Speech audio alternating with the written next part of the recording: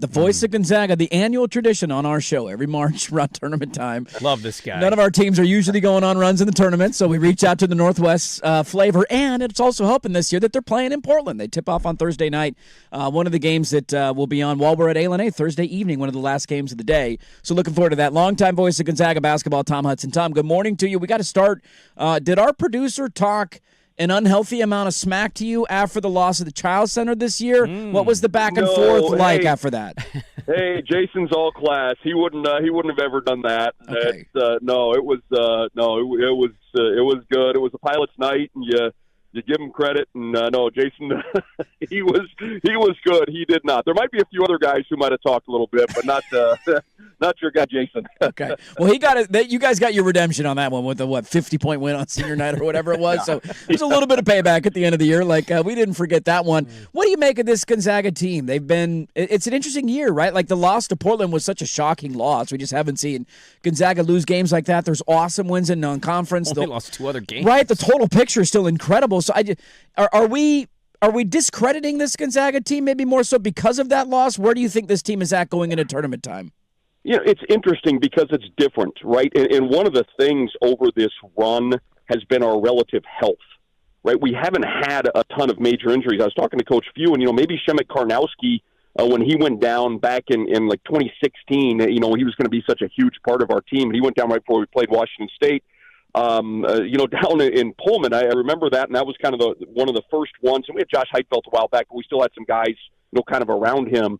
And then when Braden Huff went down, ironically, right before we played Washington State, the entire dynamic of this team changed. We went from a team that had, 2, post-presence guys who averaged 37 points a game combined, and, great high-low stuff between those guys. They're great friends, and being a team that could go and put 110 or 120 on you. So now all of a sudden, just the entire identity has changed, and it's more of a defensive team. And I think what's made it feel weird, guys, is it's not the free-flowing, hey, Gonzaga's going to get to 95 tonight. It might be a game where we struggle to get to maybe 75 or 80.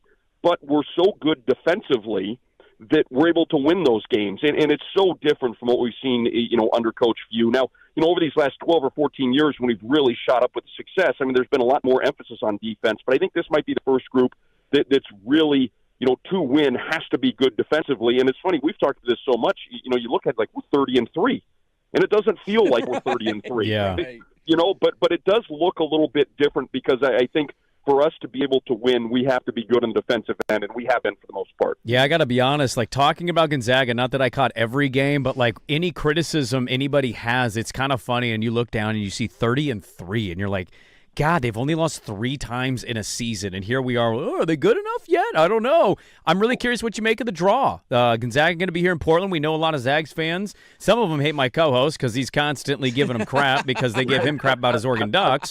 But you got Kennesaw State is the first draw for Gonzaga in Portland, and then BYU will take on the winner of NC State, Texas, Arkansas, Hawaii, Wisconsin, High Point. Just overall, what the draw in total here in Portland, and then Gonzaga's draw specifically at the Moda Center. Yeah, it was interesting. I'll tell you guys, we were watching the selection show, and when the 4 seed in the West popped up in Portland, we're like, oh, wait a second, because we just kind of all just thought like we're probably going to be a 3, and we're like, well, how's this going to happen? And then obviously with Tommy Lloyd, our former assistant, who's leading Arizona, you're like, man, I really don't want to see Tommy, at least not that early. If we're playing for a Final Four national championship, absolutely. But when we got the 3 seed in Portland, it was great.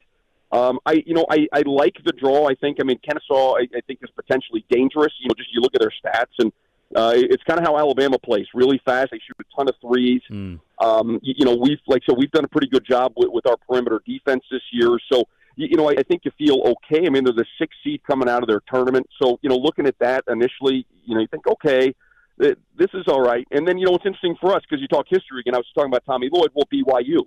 Right? BYU came into the West Coast Conference and was there for a while, and we had some great games with them. And, they knocked us off a couple times. We were ranked number 1.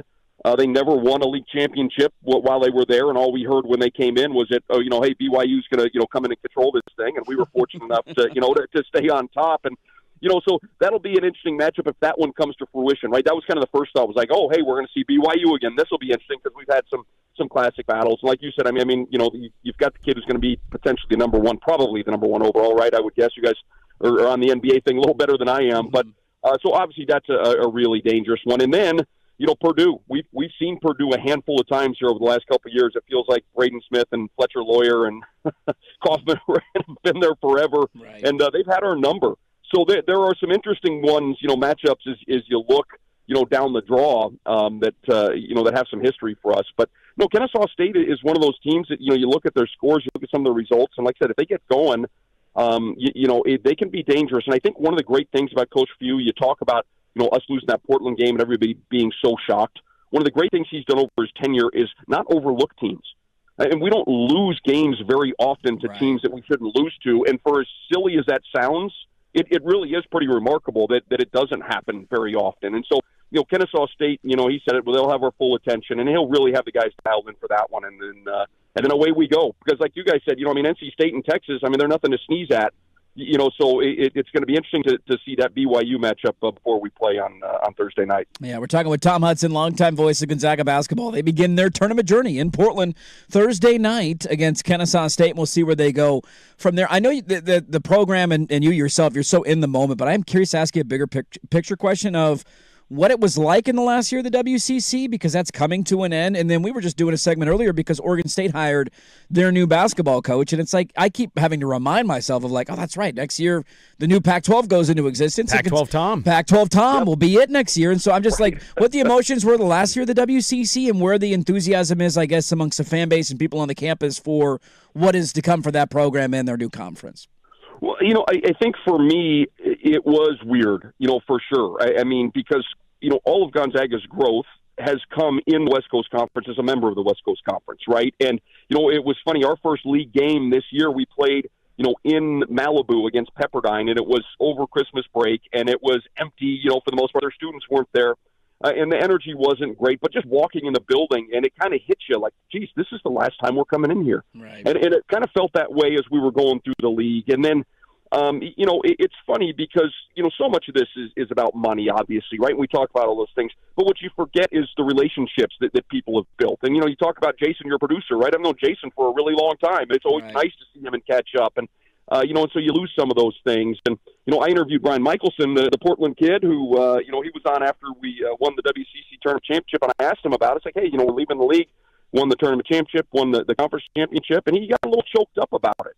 It's like, hey, this is where I played. This is where I grew up as a coach. This is where we've played in 2 national championship games. And so, I think for us leaving, there's a mixed bag in it. I do think that our fan base is excited to see some other teams, and to go out and play different, teams and see different arenas and those type of things. Selfishly, I'd rather go to Portland, the Bay Area, Los Angeles, San Diego than maybe some of the stops that we're going to get. But it will be exciting. It'll be exciting to see new places and do that. But, I think that, again, from a financial perspective, looking at it, it almost had to happen if you're going to continue to compete at a high level. And so, I think there are a lot of people who are a little melancholy, but, also I think people are excited and looking forward to the next step. What is your least favorite venue you've been with Gonzaga that you guys have had to go to for the tournament? For the tournament? Yeah, for the NCAA tournament. No doubt Buffalo. Buffalo. We went to Buffalo, and I want to say it was 2011 maybe. But our hotel was we were probably 15 miles outside of town. And there was one restaurant in a hotel, and it was probably more of a motel, right? Like doors on the outside. And we ate buffalo wings every single day because you couldn't get anywhere, right? And that's back when Uber hadn't really started, right? So, you couldn't call a taxi from where we were. So I felt like every single night we sat out there and we ate. We were fortunate to win a game out there, and it was good. But that might be the one. I tell you, Pittsburgh was one of my all-time greats. We were there, and the weather was beautiful. I'd never been to Pittsburgh before, and that was a heck of a fun town. But, yeah, Buffalo was a little bit of a tough one for our crew back then. Well, who booked the travel for that? Like, why are you 15 miles out of Buffalo? What happened doing here? Who's in charge of that? Yeah, the NCAA takes care of some of those things, so I don't know who decided or how it happened, but that was a rough one. The NCAA dropping the ball on something? What? No, no. I can't believe that. They would. I gained about 12 pounds in Buffalo wings, I tell you that. Yeah. So bored you wanted to jump through a table just to do something when you're not calling right. a game. Can I ask you a random question? Absolutely. What is on Tom Hudson's nightstand? Are you a lot of stuff on a nightstand guy, or are you pretty clean, like a lamp and maybe a clock, and that's kind of it? Yeah, I'm pretty clean. Yeah, it's a lamp, my glasses, and then maybe a book if I'm reading it, or a Kindle. I try to keep the phone and the electronics out. Right, it's supposed to be bad for you to sit and stare at your phone. Yeah. So no, I'm pretty basic on that one for sure. And if I pull the drawer, you probably shut it real quick because you don't want me to see what's in that drawer, though, right? No, so hey, here's a great one. Is it a couple years ago? My wife decided that we needed tables instead of drawers. I like it. Yeah, Yeah. there are a few books underneath it, but yeah, no.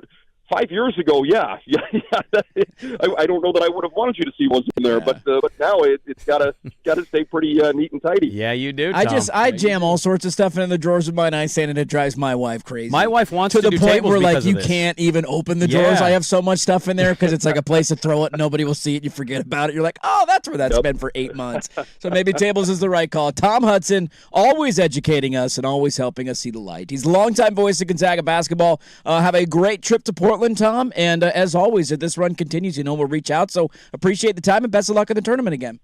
Awesome. Hey, guys, thanks. I appreciate it. It's always great talking to you guys. There you go. Tom Hudson, longtime voice of Gonzaga basketball. 5 years ago? What do you think's in that drawer? What Tom's do you think getting naughty. Tom's 5 getting years naughty ago. 5 years ago. Tom now putting the glasses on the old nightstand, indicating it's book time. Cat pervert. Whoa, Tom. Come on. He's right, though. You do tables, you got to get more organized. That is true. Yeah, when we moved last year, we had to my nightstand weighed so much more than we're carrying stuff out of the house. Hers is all nice and light because there's like 4 things in there, and you lift mine up and it weighs like 190 pounds. Like, what is in this It's always thing, man? dumb stuff, Just too. stupid stuff that you stash. You don't want to throw it Yeah. away at the time. There's like old mail in there. I'm like, why am I holding on to all I got this? old books that we used to get sent to us at the station. We used to get way more books, and I got all these random sports books that I'm like, I'm not going to read this one. No, it's not going to happen.